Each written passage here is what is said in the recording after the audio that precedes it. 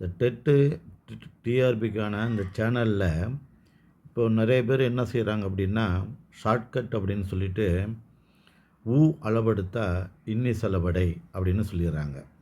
அளபெடை அப்படின்னா அளவு எடுத்தல் தான். நெடில் எடுத்து தனக்கு இனமான குறில் எடுத்த அளவு எடுக்கும்.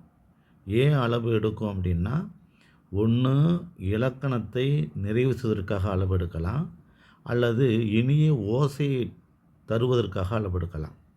இதில் இனிய ஓசையை அளவெடுக்கிறதுக்காக அளவெடுக்கிறது தான் இன்னி செலவடைன்னு பேர். இந்த இடத்துல இந்த தூள் இருக்கக்கூடிய ஒவ்வொன்றா தனக்கு இனமான ஊனாவை அளவெடுக்குது.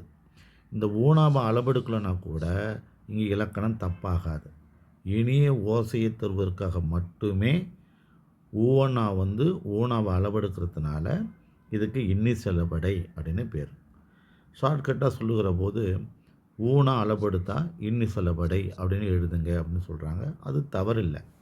ஆனால் அவங்க என்ன கொஞ்சம் தெளிவாக சொல்லணும் அப்படின்னா, அளவெடுக்கிறது இன்னி செலவடை தான். ஆனால் இப்போது படுவூம் என்கிறது ஊனா அளவெடுக்குது. டூவில் இருக்கக்கூடிய ஊனாவை அளவெடுக்குது. வெறுவூம் அப்படிங்கிறது ரூணாவில் இருக்கக்கூடிய ஊனாவை அளவெடுக்குது. இங்கேயும் ஊனா அளவெடுக்கிறதுனால இது இன்னி செலவடைன்னு சொல்லாமானா சொல்லக்கூடாது.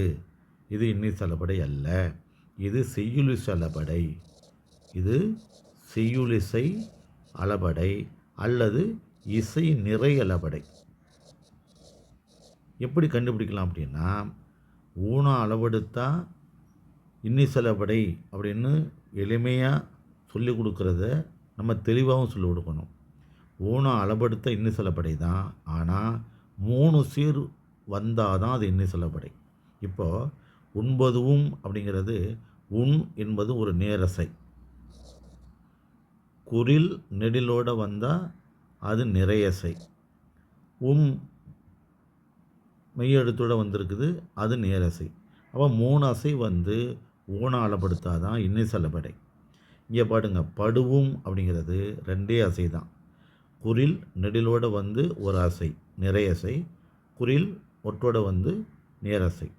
அப்போது ஊனா அளவெடுத்தா அது இன்னி செலவடை என்று வெறுமனே சொல்லாமல் 3 சீர் வந்தால் இன்னி செலவடை, 2 சீரில் ஊனா அளவெடுத்தா சீலு செலவடை அல்லது இசைநிறை அளவடை அப்படின்னு சொல்லிக் கொடுக்கணும்.